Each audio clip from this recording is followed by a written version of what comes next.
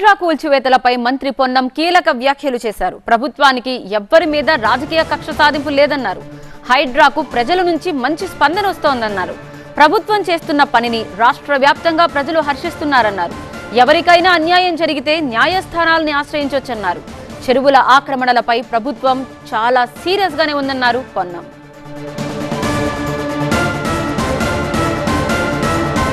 తెలంగాణ రాష్ట్ర వ్యాప్తంగా ముందుగా రాజధాని నగరంలో దాని తదుపరి అన్ని జిల్లాల్లో కూడా ఎక్కడైతే చెరువులు ఆక్రమణకు గురైనాయో వాటిని తిరిగి చెరువులను పునరుద్ధరించడానికి రేపొద్దున ఈ యొక్క భౌగోళిక పరిస్థితుల్లో వాతావరణ కాలుష్యాన్ని నుంచి వాతావరణాన్ని పరిరక్షించుకోవడానికి పర్యావరణాన్ని పరిరక్షించుకోవడానికి గతంలో ఉన్నటువంటి చెరువులకు ప్రభుత్వ లెక్కలకు రికార్డులకు అనుగుణంగానే కార్యక్రమాలు జరుగుతున్నాయి.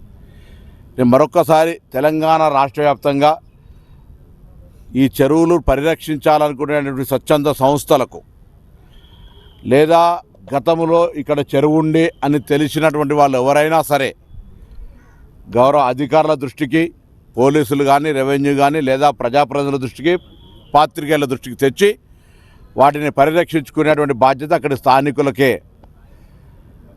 ప్రభుత్వం ఎవరి మీద రాజకీయపరమైనటువంటి కక్ష సాధింపు కానీ ఉద్దేశాలు కానీ లేవు.